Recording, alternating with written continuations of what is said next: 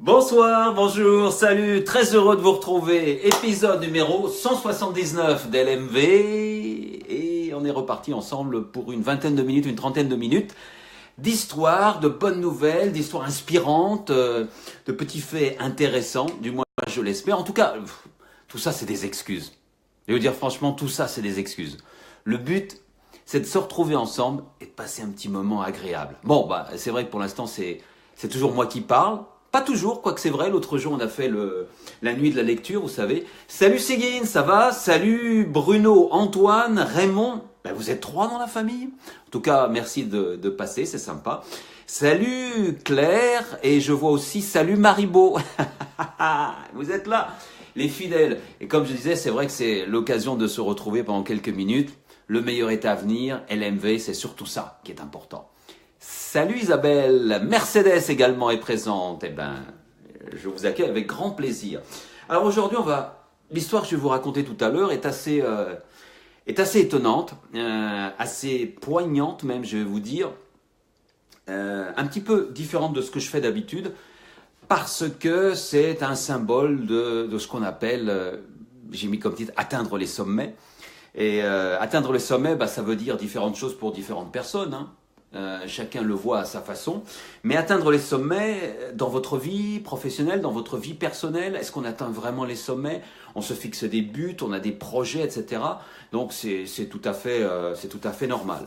Salut Manon, ça va? On va parler de toi dans quelques instants, et tu sais pourquoi, je pense. Salut Eric, merci d'être de passage, c'est sympa. Bonne chance pour ton bouquin. Et donc voilà, on va parler d'atteindre les sommets. Mais qu'est-ce que ça veut dire atteindre les sommets? Ça veut dire des choses différentes pour chacun d'entre nous, hein. Ça peut être un projet, comme écrire un livre pour moi, écrire 10 volumes de La Femme sans peur. Là, j'ai atteint mon petit sommet, maintenant je repars sur autre chose. Voilà, c'est ce qui permet d'avancer également dans la vie. On n'est pas obligé de faire ça, mais c'est toujours agréable. Et puis atteindre des sommets, ça peut être aussi quelque chose de bien réel. C'est-à-dire atteindre des vrais sommets, des sommets de montagne. Aller voir là-haut ce qui s'y passe. Et ça peut donner de belles histoires, à la fois tristes et belles, mais ça nous montre, c'est un petit peu le symbole ou une parabole de ce qu'est notre vie, en fait. Et c'est ce que je vais essayer de vous raconter assez brièvement, parce qu'il me faudrait beaucoup plus de temps pour vous expliquer et vous raconter ça en détail. Et vous allez voir dans quelques instants. Et ce qui est bien, c'est qu'à travers cette histoire, on va pouvoir réfléchir à notre propre vie, à notre propre existence, à ce que l'on fait, et au succès et aux échecs également. Voilà, c'est très mystérieux, mais vous allez voir, j'ai une belle grimace. Vous allez voir dans quelques instants, on va pouvoir en reparler. Alors, moment suspendu du jour, absolument magnifique. Et je suis très heureux, Manon, que tu sois là aujourd'hui, parce que je peux te féliciter directement, parce que c'est vraiment, il m'a beaucoup ému. En plus, tu l'avais senti, hein, tu avais mis le hashtag qui allait bien. Et c'était super sympa. Donc, alors, on y va. Je vous montre tout de suite la photo parce qu'elle est belle. Le moment suspendu, vous savez, c'est cette photo qui nous permet de réfléchir à la vie, à ce qu'on en fait, à la famille. Ah, il y a un petit message de Manon. Pas trop dur, Eric Costa. Eric, pas trop dur, la fin de La Femme sans peur, le vide. Ouais, un petit peu le vide, mais c'est pour ça que tout de suite, je suis reparti sur un autre projet pour pas avoir le blocage d'après la Femme sans peur, parce qu'on est tellement habitué au bout de 5 ans que ça pouvait bloquer. Là, c'est bon, c'est reparti. Merci en tout cas. Manon, j'ai pensé à l'émission un soir dans la semaine. Ils ont parlé aux infos de petites voiturettes pour les enfants dans les hôpitaux. Ah oui, d'accord. Voilà. Chris, salut Chris. Merci d'être de passage. Bon, je vous montre tout de suite le moment suspendu. Le voici. Regardez-moi ça. Vous ne le voyez pas bien sûr. Magnifique gros plan de quelques petites feuilles dans la nature. Alors je sais pas quand est-ce que tu as pris ce cliché. Alors, on voit tous mes éclairages derrière, mais c'est toujours comme ça. Jusqu'au jour où j'arriverai à faire un slideshow, c'est-à-dire un slide avec directement des images, ça sera super sympa. Mais je vous mettrai vraiment cette image de Manon, comme d'habitude, hein, sur la page Le meilleur est à venir. Si vous n'êtes pas abonné, n'hésitez pas. Salut Suzy! Parce qu'elle est vraiment très très belle. Beaucoup de talent là, hein, Manon, hein, pour faire cette image. On ne voit pas bien là, mais le détail des petites fleurs. Mais ça, tu l'as prise, cette image, tu n'as pas pris la prendre récemment hein, quand même. C'est des feuilles C'est des feuilles de quoi ça? C'est des feuilles de lierre, non? Avec de la mousse. En tout cas, c'est très très beau. Mais ce qui est beau, en dehors de la beauté de cette image, je suis resté scotché devant pendant une bonne minute, voire 2 minutes, en train d'examiner les détails. Et c'est ce que je vous recommande de faire lorsque vous regardez ces images. Ça permet de se relaxer, de se ressourcer, de souffler. Salut Christophe! Etc. Mais ce qui est important aussi, c'est le texte de Manon. Et je vous mets vraiment, j'ai fait un screenshot du texte, j'ai tout mis à Manon, tu m'excuseras. Voilà le texte qui est accompagné, et c'est vraiment très beau. Je veux garder les yeux ouverts sur les souffrances, le malheur, la cruauté du monde, mais aussi sur la lumière, sur la beauté, sur tout ce qui nous aide à nous dépasser, à mieux vivre, à parier sur l'avenir. Un petit bout de texte d'André Chédid, c'est la poétesse, hein, c'est bien ça, je ne me trompe pas. Et le petit hashtag moment suspendu de Manon, merci en tout cas d'avoir pensé, et vraiment, vraiment, vraiment, ça va exactement, correspond exactement à ta photo. Là, c'est de l'art, et je te félicite. Je te félicite à titre personnel, et ça va très très bien avec l'histoire que je vais raconter tout à l'heure, qui justement va parler de souffrance, de malheur, mais également parier sur l'avenir, atteindre des sommets, ses propres sommets, etc. Donc merci beaucoup Manon pour ça. Suzy, désolé si ça coupe. Parfois ça coupe pas. Ce sont des choses qui arrivent. Allez, on y va avec le top 5. Le top 5 des images amusantes que j'ai trouvé cette semaine. Ah bah celle-là. Vous aimez Julien Doré? Moi je l'aime bien, J'ai même mis une de ses chansons dans un des volumes de La Femme sans peur. Je crois qu'il apparaît dans le volume 8 ou 9. Oh non, même avant, 7 je crois. Enfin bref, je ne vais pas raconter des bêtises. Il apparaît. Et j'ai bien aimé, c'était la chanson qui s'appelait Paris-Seychelles. Et elle est dans le volume 7 je crois. Et il y a une raison très particulière. Seuls les initiés savent pourquoi. Enfin voilà, j'ai bien aimé cette image. Julien Doré, Julien Bronzé, Julien Cramé, et en bas, Julien Clair. C'est tout bête.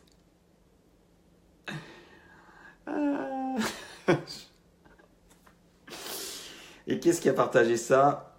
C'est Laurence qui a partagé ça, et on la remercie Laurence. Je ne pouvais pas m'empêcher celle-ci, vous connaissez l'histoire, hein, le procès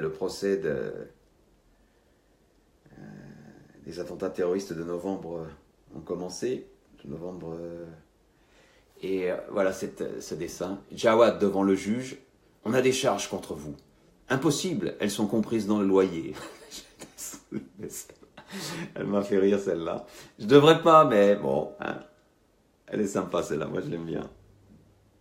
Sinon, top 5 toujours des belles images de cette semaine. Des belles images, non, pas des belles images. Christine a partagé celle-ci.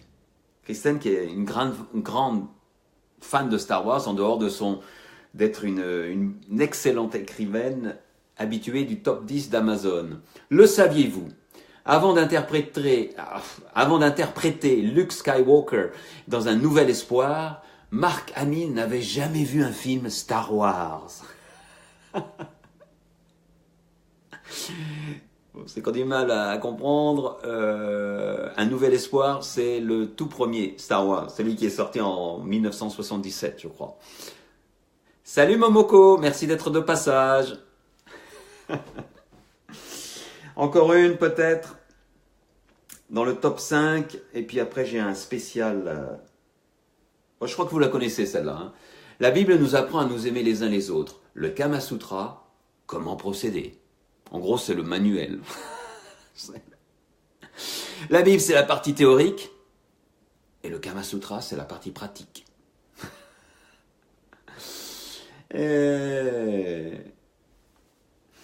Et puis, je fais une petite dernière, un spécial Nutella. J'espère que vous n'allez pas me demander, mais pourquoi tu vas parler de Nutella, hein? Je pense que vous n'avez pas pu échapper à l'information de la semaine, etc., avec Intermarché. Et il y a eu quelques petites bagues, donc je fais un spécial Nutella que j'ai bien aimé. Alors celle-là, c'est... Je viens de m'enduire le corps de Nutella. Je suis devant Intermarché et j'attends. Avec un S ici. Nutella encore. Allez, on y va. Alerte promo Intermarché, moins 70% sur les bécherelles et les épinards. Elle est pas mal celle-là, hein? Ah oui. Mais il n'y a pas eu de bagarre. C'est bizarre ça, pourtant bécherelle. C'est bon ça, bécherelle. Puis une petite dernière aussi, sur Nutella. Salut Monette. Papa, pourquoi il y a du sang sur ton couteau? T'occupe, profite de tes 32 pots de Nutella.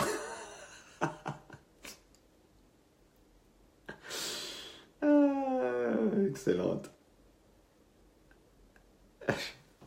Voilà, il fallait faire un petit peu de Nutella et bon, etc. Ah oui, Suzy, si tu es encore là, excuse-moi, je t'ai pas encore envoyé l'agenda que tu as gagné la semaine dernière, mais je vais te l'envoyer. Petit souci de logistique, mais il va venir, c'est promis. Il n'y a pas de souci. Allez, on y va pour notre histoire du jour. Et comme je vous disais il y a quelques instants, bah oui, il faut atteindre les sommets. On cherche toujours à atteindre les sommets, les fameux sommets. Et je vais vous raconter l'histoire de cette jeune femme. Elisabeth Revol, 37 ans, cette année, au moment où on a pris cette photo. Elisabeth Revol, peut-être que vous la connaissez, peut-être que vous la connaissez pas, mais je vais vous raconter un petit peu son histoire et voir ce qui va nous intéresser dans sa vie. Vous allez voir, c'est assez intéressant. Salut Damien, ça va? Elle est née en 1980, donc elle a 37 ans cette année, et elle est née dans une famille, vous avez vu sur la photo, dans une famille d'alpinistes. Donc très jeune, elle a été intéressée par l'alpinisme, elle a été poussée par sa famille, tout le monde fait ça, donc c'est tout à fait normal. Et donc elle a eu envie, Elisabeth, on va l'appeler Ellie, hein, pour aller plus vite, Elisabeth a eu envie elle aussi de faire de l'alpinisme. Et à partir de l'âge de vraiment 19 ans, elle s'y est mise très sérieusement, tout en continuant ses études et en devenant une prof de gym. Mais elle se mettait toujours en disponibilité pour aller atteindre des sommets. Et oui, atteindre des sommets. Et au fil des ans, elle est devenue de plus en plus talentueuse, de plus en plus forte, elle est allée de plus en plus haut, etc. Tant et si bien que, en 2008, donc ça remonte à près de 10 ans, même 10 ans, en 2008, elle réalise un record, celui de grimper 3 sommets himalayens au-dessus de 8000 mètres, c'est-à-dire c'est les 3 8000, sans oxygène et en solo. Alors, je ne sais pas si vous imaginez l'exploit, moi je ne suis pas du tout alpiniste, mais j'ai vu pas mal de documentaires là-dessus, et je peux vous dire que c'est quelque chose d'assez exceptionnel.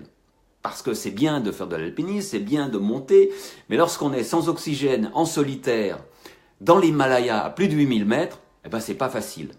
Elle a établi ce record de 3 sommets de plus de 8000 mètres, donc à ce moment-là, dans l'Himalaya, à 2008. Tout ça juste pour vous montrer tout le talent de cette femme. Une femme incroyable. Vous savez, beaucoup de respect pour les femmes. Vous savez, c'est par rapport à la femme sans peur. Si vous lisez les dédicaces à la fin, et la toute dernière dédicace, toujours dédiée à une femme exceptionnelle. Et donc voilà. Donc elle fait ça et elle est contente de son exploit et tout le monde l'admire, elle est respectée, elle est talentueuse, elle a beaucoup d'expérience. Et donc après cette ascension, elle retourne, elle prend l'avion et elle doit passer par le Pakistan. Donc elle doit atterrir à Islamabad ensuite pour continuer, pour rentrer chez elle. Et lorsqu'elle passe au-dessus du Pakistan, elle passe donc au-dessus des Himalayas, mais du côté pakistanais. Et à ce moment-là, elle voit un sommet un petit peu spécial qui s'appelle le Nanga Parbat. Le Nanga Parbat, c'est un sommet, c'est le 9e sommet le plus haut du monde. Donc au-dessus de 8000, 8125, 126, 8126, donc un monstre, encore un monstre, au-dessus de 8000. Et elle le voit de sa cabine d'avion, et ça met un certain temps, vous savez, quand vous avez vu qu'on passait au-dessus des montagnes, vous avez le temps d'arriver, surtout qu'elle allait atterrir à Islamabad, donc c'était pas trop, elle le voit bien. Et là, elle a le coup de foudre pour le Nanga, on va l'appeler le Nanga. Elle a un véritable coup de foudre. Bien sûr, elle en a entendu parler. Bien sûr, des dizaines et des dizaines d'alpinistes y sont allés, ont essayé, se sont cassés les dents sur le Nanga, qui est un sommet mythique. Mais elle, dans sa cabine d'avion, par son hublot, en 2008, elle tombe pratiquement amoureuse du Nanga. Elle se dit, un jour, j'irai au Nanga, j'irai au sommet du Nanga. En 2008, elle se dit ça. Et dans sa tête, à ce moment-là, elle repense à toutes ces histoires sur le Nanga, parce que le Nanga a un surnom. Son surnom, c'est Killer Mountain, la montagne tueuse.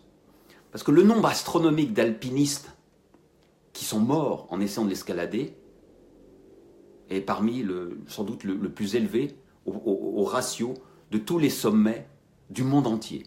C'est une montagne extrêmement difficile à grimper, parce qu'il y a des rochers, la configuration est particulière, le relief aussi, mais c'est ce qui fait également toute la beauté lorsqu'on le regarde. Il est magnifique ce sommet, il faut que je vous le montre. Et même si on n'est pas, alpiniste, et Elisabeth dans sa cabine, par le hublot, le voit. Et même si on n'est pas alpiniste, on peut l'apprécier. Je vais vous le montrer parce que c'est quand même intéressant. Alors, il faut que je le retrouve. Où est-ce que je l'ai mis? Le voilà, le Nanga. Ah oui, alors j'ai pris une image, ça va pas être facile, je vais vous la montrer, mais je ne sais pas si vous allez voir quelque chose. Le voilà, oui, bon, on voit rien du tout. Je vais vous le remontrer d'une autre façon. Il est là-haut. Le voyez ici, tout en haut. Et on y arrive. Voilà, il y a plusieurs routes pour y arriver. Et ça, c'est une photo prise en été. Et c'est très important, ça. Parce que le Nanga a été vaincu la première fois en 1953. Mais donc en été. Vous savez que dans l'Himalaya, lorsqu'on va grimper, en général, on y va en été. Pourquoi? Parce qu'il y a moins de neige, etc. C'est plus facile, etc. Hein, on est d'accord. Mais, Elisabeth est une femme qui en veut. Et comme le Nanga a été vaincu en été, elle se met dans la tête, un jour, je le vaincrai, mais en hiver. Ça peut paraître pas grand-chose. Mais lorsque on fait de l'alpinisme en hiver, dans l'Himalaya, ce sont les conditions les plus atroces que vous pouvez trouver pour faire de l'alpinisme. Mais on va y revenir dans quelques instants. Donc elle atterrit à Islamabad, elle a vu le Nanga, elle va se renseigner, et elle se met dans sa tête, un jour, j'irai grimper le Nanga, en hiver. Elle continue ses grimpettes. En 2009, elle commence l'ascension de l'Annapurna, que tout le monde connaît. Malheureusement, elle ne peut pas atteindre le sommet. Et avec son coéquipier, ils redescendent tous les deux. Et dans cette descente, en 2009, ils sont pris dans une tempête de neige. Et son compagnon de cordée disparaît. Il meurt alors qu'elle arrive à s'en sortir. Il disparaît, on n'a jamais retrouvé son corps, comme malheureusement très souvent pour ces alpinistes courageux et téméraires qui grimpent dans la chaîne de l'Himalaya. Et ça, Elisabeth, ça la marque beaucoup, et même énormément. Et là, il n'est plus question de Nanga Parbat, etc., plus question de grimpette. Elle décide carrément d'arrêter l'alpinisme. Et comme c'est une sportive, elle va faire des raids, des raids avec comment ça s'appelle ça, des sacs à dos, je n'arrive pas à trouver le mot en français, et elle continue à faire du sport, mais elle ne veut plus entendre parler d'alpinisme parce qu'elle est tellement marquée par la mort de ce coéquipier qui est resté là-haut et qui a disparu, et qu'on ne retrouvera sans doute jamais, sauf avec un petit coup de chance. Les années passent, mais quand même derrière là, dans sa tête, elle se dit, le Nanga Parbat, j'aimerais bien y aller. Et finalement, un jour, au début de 2012-2013, elle se décide à reprendre l'alpinisme. Alors elle recommence en douceur parce qu'elle n'a plus l'entraînement. Elle commence à faire des montagnes de plus en plus hautes, de plus en plus difficiles. Elle rencontre d'autres personnes, d'autres coéquipiers. Et un jour, elle rencontre un garçon, un Polonais, qui s'appelle Tomek Makiewicz. On va l'appeler Tomek. Thomas, c'est son vrai nom, mais il est surnommé Tomek. 37 ans. Et ils s'entendent très bien. Et ils décident ensemble de s'attaquer au Nanga Parbat. Le sommet tueur. Le sommet le plus difficile, sans doute, en hiver. Et bien sûr, ils vont le faire ce qu'on appelle dans la version light chez les alpinistes, c'est-à-dire sans oxygène, sans cordée centrale et sans assistance. C'est-à-dire, on pourrait dire, entre guillemets, des fous. Des fous, mais des passionnés. Parce que si vous regardez les reportages qu'a laissé Elisabeth, vous verrez que c'est une poétesse, elle sait écrire les choses, c'est très très très très très beau ce qu'elle dit dans ses montées, etc. Alors tout ça nous amène à 2015, janvier 2015. Ils font une première tentative, tous les deux. Mais ils n'atteignent pas le sommet. Ils arrivent à 7800 mètres. C'est-à-dire qu'ils sont à 300 mètres du sommet. Mais 300 mètres dans l'Himalaya, c'est énorme. Et comme il ne faut pas être fou, il faut être prudent, ils savent qu'ils ne pourront pas l'atteindre et ils redescendent. L'année suivante, hiver 2016, ils font une deuxième tentative. Et cette fois-ci, ils arrivent à 7500 mètres. Ils ne peuvent pas aller plus loin. Encore une fois, une tempête les bloque, etc. Ils sont une deuxième fois obligés de descendre. Mais lorsqu'on veut atteindre son sommet, on n'abandonne pas et on y revient. En 2017, ils ne peuvent pas y aller. Mais en 2018, ils sont prêts. Ce mois-ci, ils vont au Pakistan, passent par Islamabad, commencent à remonter pour la troisième fois jusqu'au camp de base, au pied du Nanga Parbat. Difficile à prononcer ces noms. C'est pour ça que je veux l'appeler le Nanga. Il est tellement terrible, c'est quelque chose de difficile. Jeudi dernier, il communique avec un téléphone satellite. Et jeudi dernier, Elisabeth dans le téléphone explique qu'ils sont à 7400 mètres d'altitude. C'est-à-dire qu'ils sont presque arrivés en haut, rappelez-vous, c'est 8100, ils sont arrivés à 7008 il y a 3 ans, et là ils sont à 7450. Elle rappelle un petit peu plus tard le camp de base et les gens qui l'assistent un peu partout, pour expliquer qu'ils sont bloqués, qu'ils n'arrivent plus à monter, que ça va être difficile. Et plus le temps passe, et plus ils sont bloqués. Les heures passent, et ils commencent à avoir froid. Il faut prendre une décision, ils ne peuvent plus attendre, la météo est mauvaise, et ils doivent commencer à redescendre. Donc pour la 3e année consécutive, ils vont peut-être abandonner. Et puis finalement, il y a une éclaircie, et ils lancent le tout pour le tout. Ils partent, ils montent, il fait très froid, c'est du moins 40 degrés, à certains moments la nuit, on est en hiver, donc c'est très difficile. Et puis finalement, ils arrivent au sommet du Nanga, 8125 mètres. Grande joie évidemment, mais de courte durée car il faut vite redescendre, car on annonce encore des tempêtes. C'est une chose de grimper au sommet, mais c'est très difficile de redescendre. Elisabeth a atteint son rêve. Elle a atteint son objectif. Elle a atteint son projet. Elle a atteint son sommet. Celui qu'elle s'était fixé en 2008 à travers le hublot d'un avion en regardant la chaîne des Himalayas et en regardant le Nanga de tout en haut. Elle est arrivée. Ils redescendent. Ils doivent se poser pour un camp. C'est la nuit. Ils sont à peu près à 7400 mètres. Et les gelures, ils se rendent compte qu'elles se sont aggravées entre-temps. Et ça va même plus loin. Son camarade de cordée, Tomek, commence à avoir ce qu'on appelle des ophtalmies des neiges. Ophtalmies des neiges, c'est-à-dire qu'il commence à devenir aveugle. Il y a trop de blanc, il ne peut pas voir. Et la situation devient un petit peu difficile. Il passe la nuit dans ce camp-là, elle prévient, et le vendredi matin, donc vendredi dernier, Tomek est incapable pratiquement de marcher tout seul. Donc qu'est-ce que fait Elisabeth? Elle ne veut pas l'abandonner, bien sûr.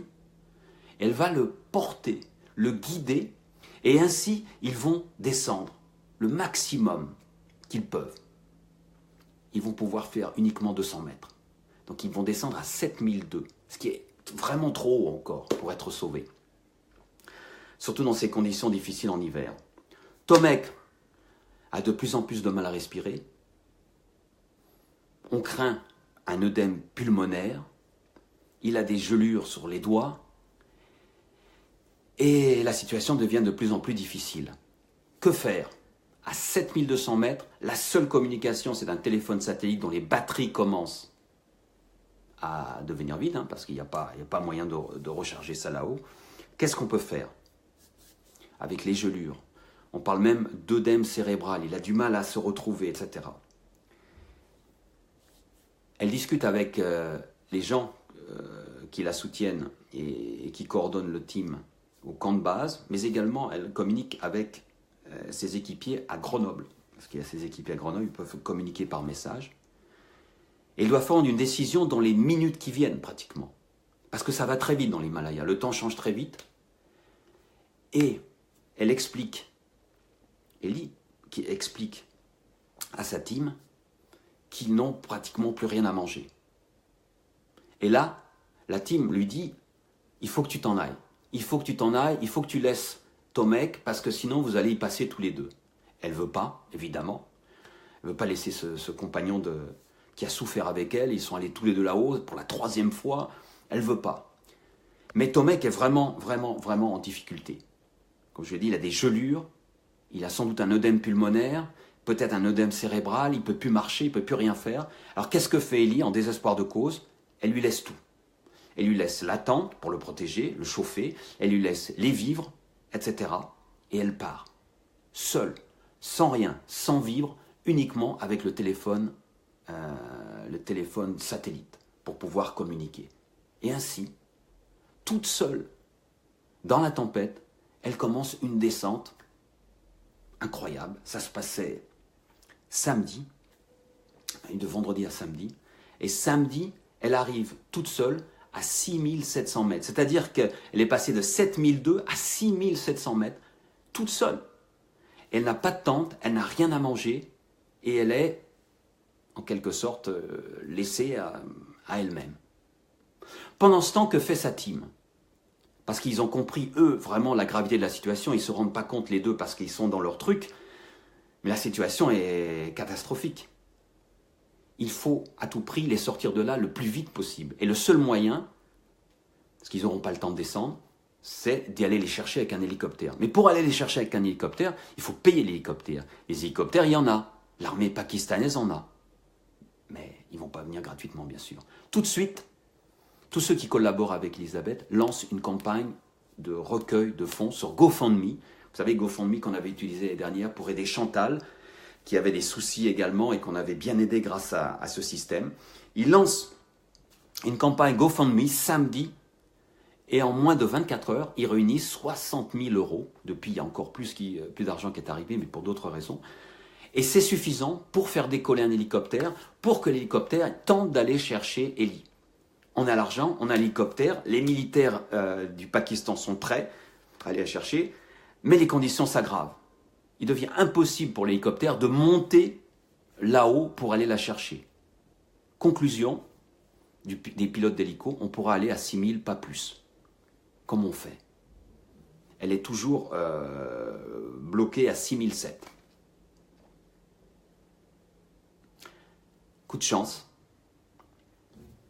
Pas loin de là, du côté du K2, vous connaissez cette montagne mythique, il y a un groupe de 4 Polonais, parmi les meilleurs grimpeurs de Pologne, qui sont là et qui sont eux aussi bloqués à cause de cette tempête. On entre en contact, ils savent qu'ils ne pourront pas monter au... Petite coupure. Ces 4 Polonais sont là aussi bloqués, ils savent qu'ils ne vont pas pouvoir monter au sommet du K2 à cause de cette tempête. On discute et on se met d'accord, on va aller les chercher en hélicoptère, on va les amener le plus haut possible et ensuite ils iront chercher eux-mêmes Elisabeth qui est bloquée dans la neige, sans vivre, sans tente et sans rien. Incroyable. Hop, on les prend, on les emmène au niveau du Nanga Parbat. L'hélicoptère arrive à 6000, pose les 4 hommes. Tout de suite, 2 des meilleurs Polonais, je ne sais pas leur nom, mais vraiment ils méritent un coup de chapeau, dans la nuit, partent à la rencontre et à la recherche, ça paraît absolument incroyable, d'Elisabeth qui est bloquée. Ils vont grimper toute la nuit, et au petit matin, c'est-à-dire dimanche matin, vers 2 heures du matin, ils arrivent à atteindre Élisabeth. Tout de suite, il lui porte les premiers secours, parce qu'évidemment, elle est là, elle est protégée, elle essaie de se protéger, mais elle n'a rien pas de tente, pas de vivres, ils la nourrissent, etc. Pour pouvoir la ramener et pouvoir la redescendre au niveau des 6000, là où l'hélicoptère pourra l'emmener directement à l'hôpital d'Islamabad. Mais au moment de partir, Élisabeth leur dit, mais il y a Tomek là-haut. Et là, les 2 autres qui sont polonais, ils sont aussi polonais, lui expliquent que c'est pas possible d'y aller.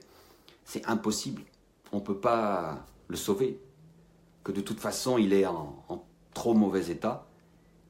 Et que la tempête, de toute façon, va éclater de façon encore plus forte, d'après la météo, et qu'il n'y a rien à faire.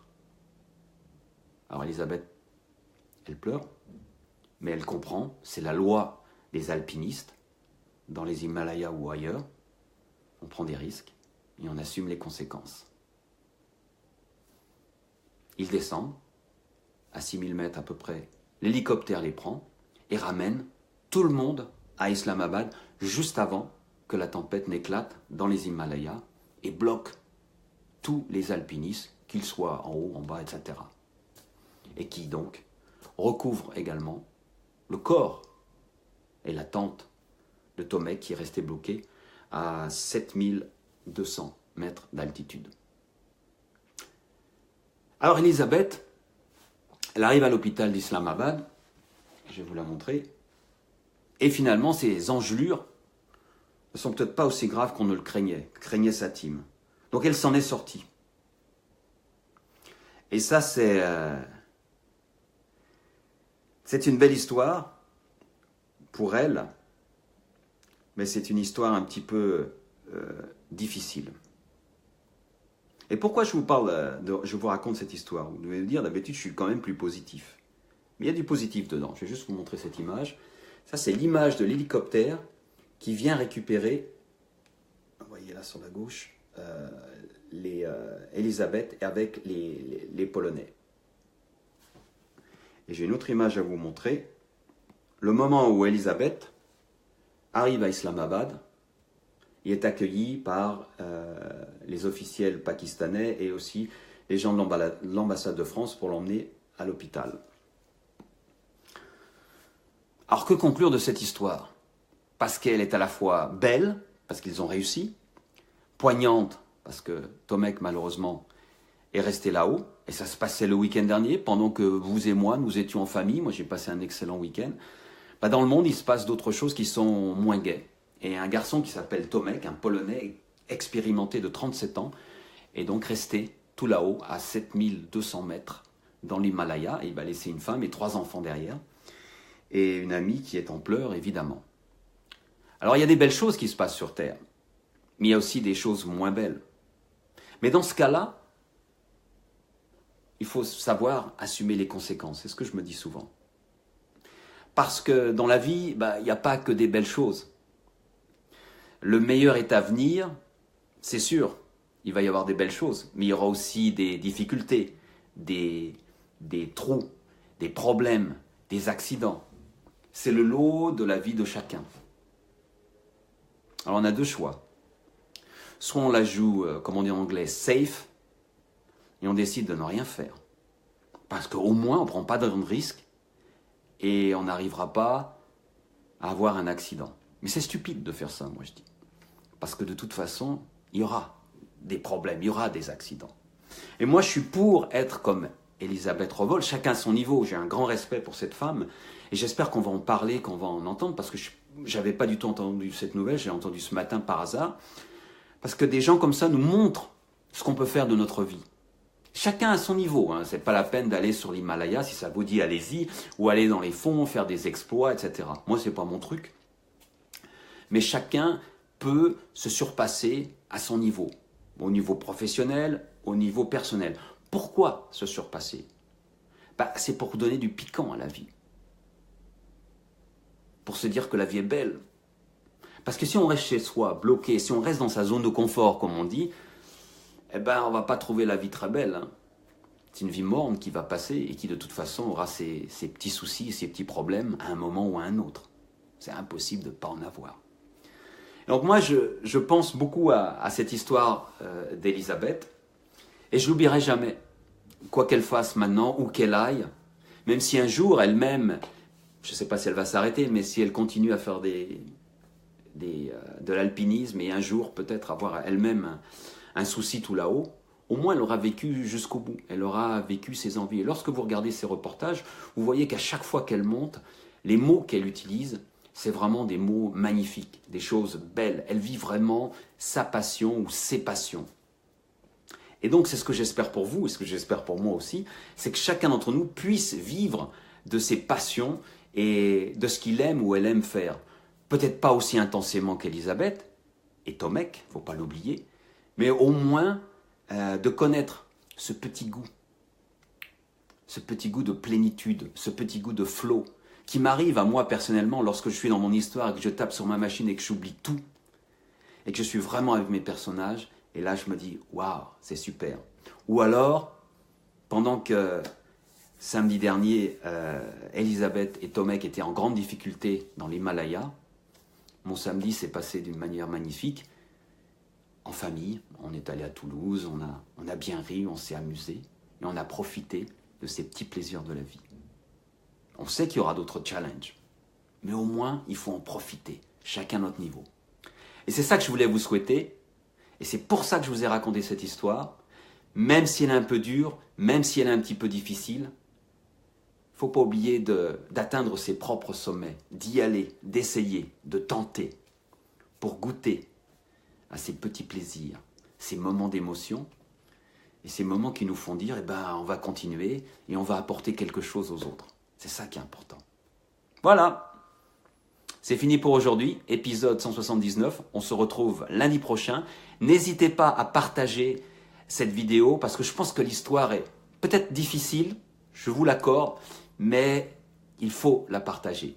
Il faut la raconter parce que ça peut donner des idées à certaines personnes parmi vous, parmi vos amis, qui vont se dire, oui, il y en a assez, j'arrête de rester dans ma coquille, je fais des trucs, je me lance, je vais vraiment vers ce qui m'attend et vers ce à quoi je suis destiné ou vers ce à quoi je suis fait et que j'ai envie de faire. Je m'en mêle un peu les mots, mais c'est pas grave. Vous avez compris le topo. Bonne soirée, bonne journée. Merci à tous ceux et toutes celles qui ont regardé le replay. Partagez la vidéo.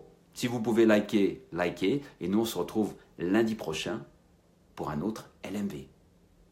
Au revoir.